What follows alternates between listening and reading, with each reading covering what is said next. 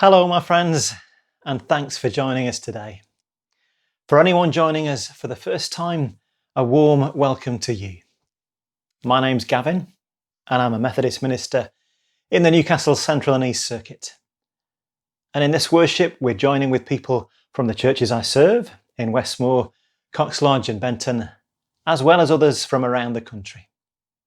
So whoever you are, and wherever you're joining us from, I hope that despite the fact that you may be watching this on your own, that you won't feel alone, but that you sense the reality of being joined in fellowship with other Christians.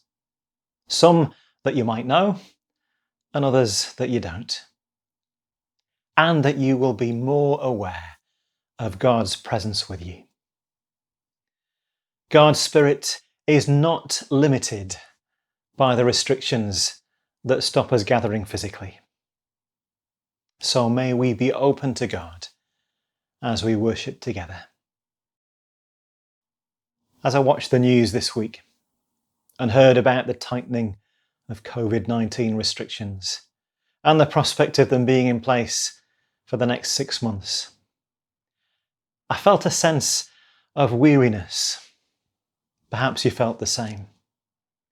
So I thought this might be an appropriate song to enable us to bring these feelings to God in our worship. Strength will rise as we wait upon the Lord.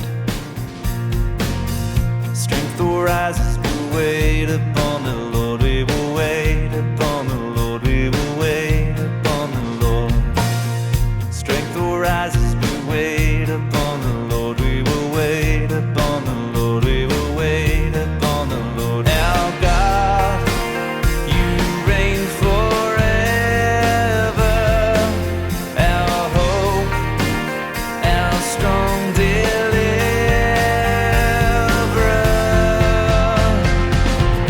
You are the everlasting God. The everlasting God. You do not fade, you won't grow weary. You're the defender of the weak. You comfort those in need. You lift us up on wings like eagles.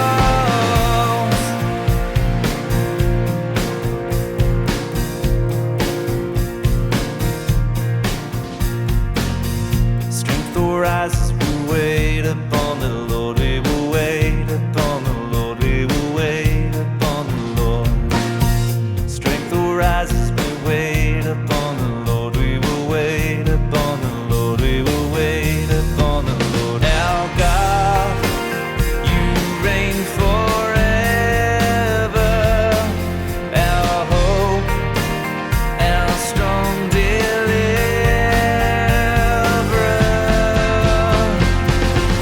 You are the everlasting God.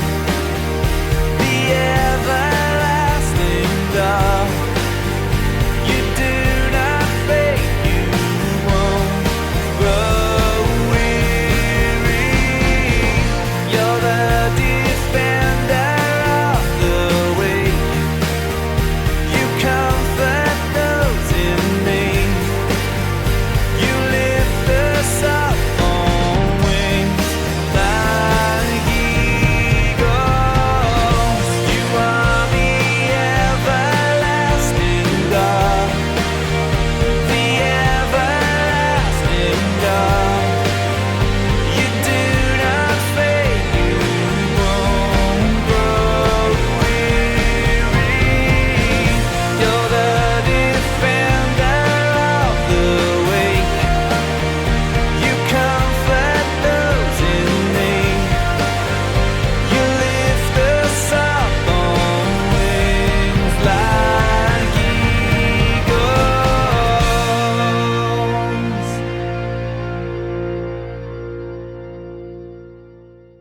Let us pray. Everlasting God, We worship you. We bring you our praise. We adore you. We are in awe of you, the Creator and Sustainer of all things, and yet the one who is closer than our very breath. We come to you, the one who knows us completely and accepts us as we are. We bring to you our weariness, our weakness, our confusion, needing your strength and wisdom. We bring to you our mistakes, our foolish choices, our selfishness, and our brokenness, needing your forgiveness and wholeness. Help us to open our lives to receive all that you long to give us. May your Spirit be at work in us, changing us to be more like Jesus, for it is our desire to follow him. Amen. I'm grateful to Stephen Calvert for bringing us our Bible reading today. Today's reading is from Matthew chapter 21, verses 23 to 32, a question about Jesus' authority. Jesus came back to the temple, and as he taught, the chief priests and the elders came to him and asked, "What right have you to do these things? Who gave you this right?" Jesus answered them, "I will ask you just one question, and if you give me an answer, I will tell you what right I have to do these things. Where did John's right to baptize come from? Was it from God or from man?" They started to argue amongst themselves. "What shall we say? If we answer from God, he will say to us, 'Why then did you not believe John?' But if we say from man, we are afraid of what the people might do, because they are all convinced that John was a prophet." So they answered him, "We don't know." And he said to them, "Neither will I tell you then by what right I do these things." The parable of the two sons. Now, what do you think? There was once a man who had two sons. He went to the elder one and said, "Son, go and work in the vineyard today." "I don't want to," he answered. But later he changed his mind and went. Then the father went to the other son and said the same thing. "Yes, sir," he answered, but he did not go. Which one of the two sons did what his father wanted? "The elder one," they answered. So Jesus said to them, "I tell you, the tax collectors and the prostitutes are going into the kingdom of God ahead of you. For John the Baptist came to you, showing you the right path to take, and you would not believe him. But the tax collectors and the prostitutes believed him. Even when you saw this, you did not later change your minds and believe him." It's no good talking the talk if you can't walk the walk.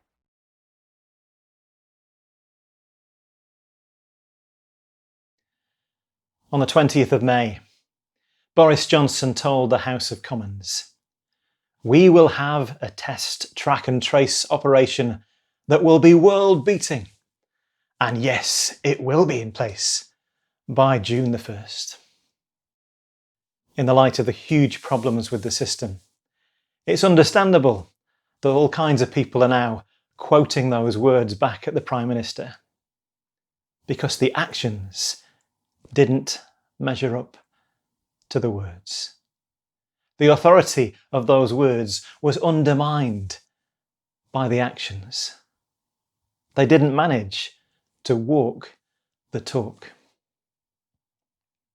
Also this week, some people have been criticising the Labour Party, who at the same time as calling for an extension to the furlough scheme, have apparently ended the furlough scheme and the employment for a few of its own staff, a month before the national scheme was due to end. When words and actions don't measure up, when people don't walk the talk, authority is undermined. In our gospel reading, Jesus is teaching in the temple, and the chief priests and elders come to challenge his authority to be speaking to the people. The tone of their questioning is something along the lines of, "Who do you think you are? Country boy from Nazareth, coming here to our city, our temple, causing trouble, acting like you own the place. What gives you the right, the authority to speak to these people, let alone criticise us? Who do you think you are?" The clever response that Jesus gives is both an answer to their question and a challenge to their authority. Jesus seems to be saying, through his questions and the parable that follows, that authority is less about the position you hold and the words you say, and more about the life you lead. Who Jesus is and who his followers really are is shown in their actions. So first, Jesus asks them a question about John the Baptist. Did John's baptism come from heaven?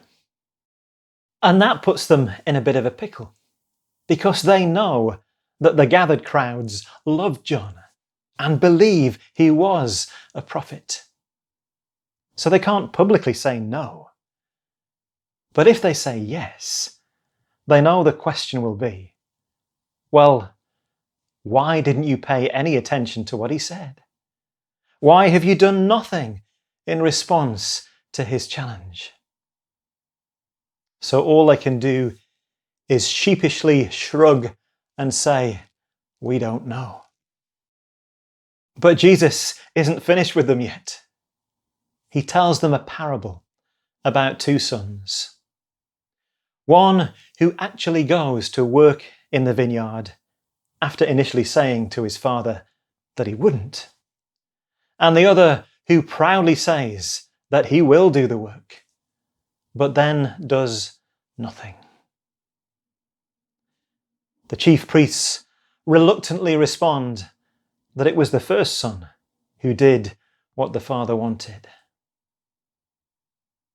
Now, the people listening to the story were used to the symbolism of the vineyard, and that it represented the people of God being fruitful in God's service.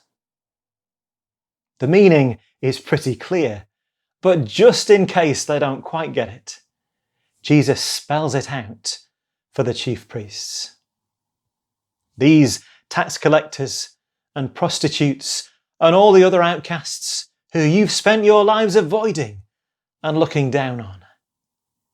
These people who might not use the right words about God or practice all the right rituals and traditions.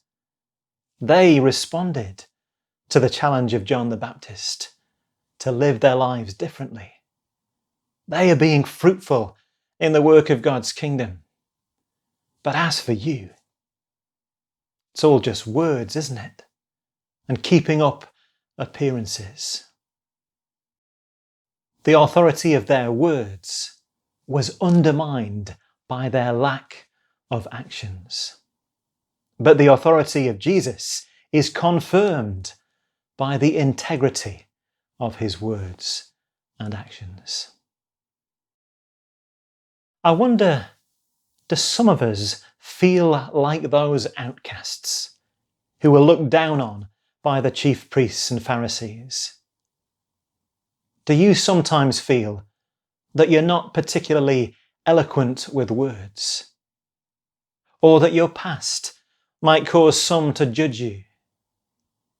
Or that what you have to offer doesn't make as much of a difference as those who society seems to take notice of?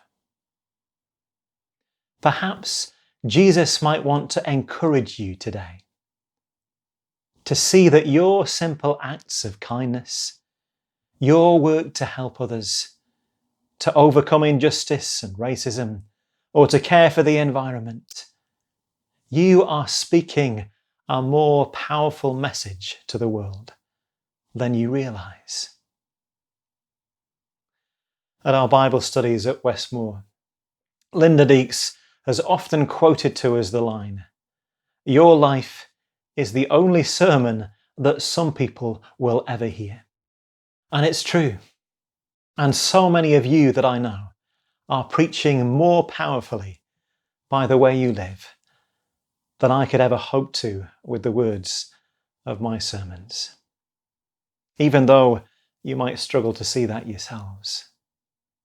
Your actions are speaking louder than words. For some of us, although we hate to admit it, do we also see something of ourselves in the chief priests and Pharisees? Do our actions often not match up to our words? Are we sometimes too caught up in outward appearances and rituals and traditions and believing the right things about God that we don't actually live it? We don't always walk the talk. There's a quote often attributed to St. Francis of Assisi that says, "Preach the gospel always, and if necessary, use words." He probably didn't use those actual words, although they do represent the influence of his teaching. However, I understand that he did say these words: "It is no use walking anywhere to preach unless our walking is our preaching."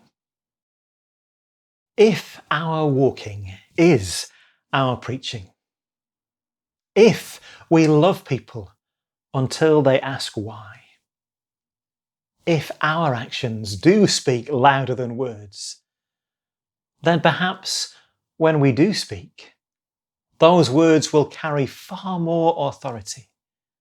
Our words will point more authentically to Christ, because people have already seen something of the truth of which we speak in us and in our life together.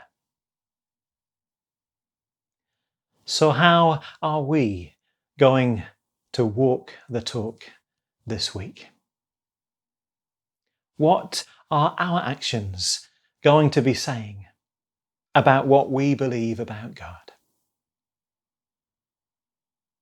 So let us learn how to serve, and in our lives, in our attitudes, in our actions, may we enthrone him, the servant king. From him you came, helpless babe, entered our world, your glory veiled, not to be served but to serve, and give your life that we might live. This is our God, the servant's king. He calls us now to follow him, to bring our lives as a daily offering of worship to the servant's king. There in the garden of tears, my heavy load he chose to bear. His heart with sorrow was torn, yet not my will but yours, he said.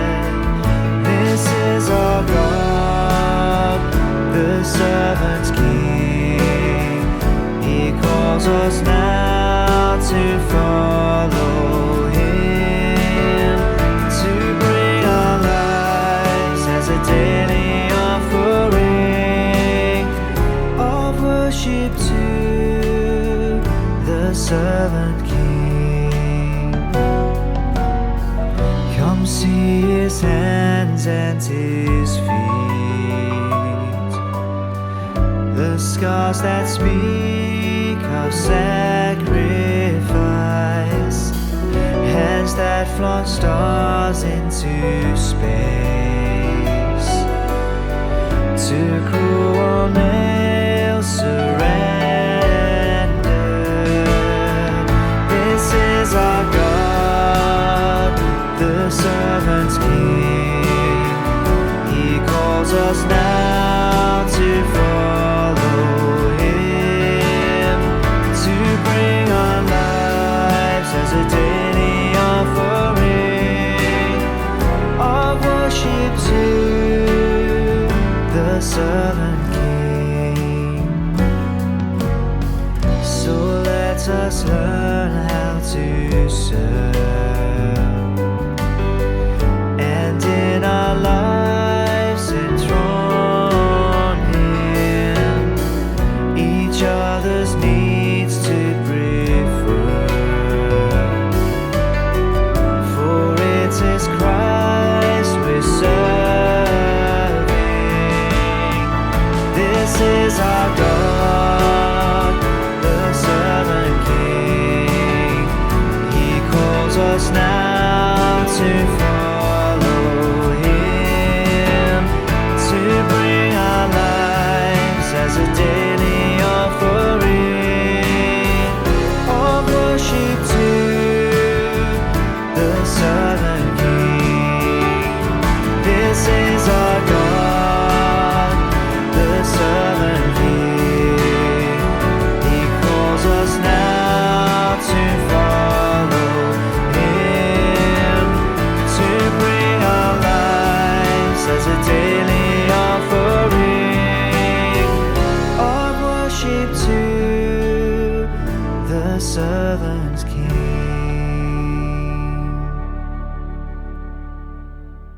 Let's spend some time in prayer.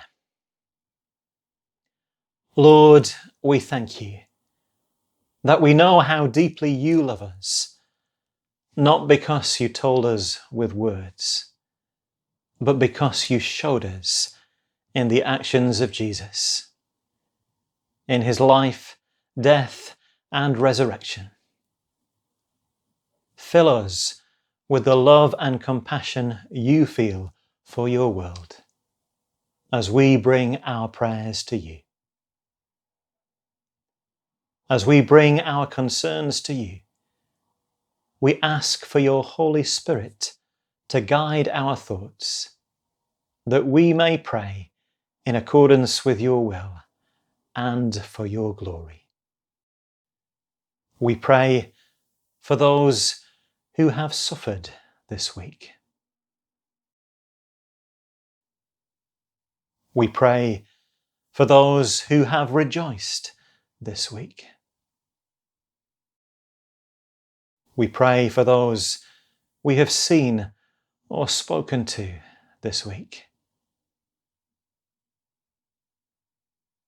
We pray for those we have longed to see this week.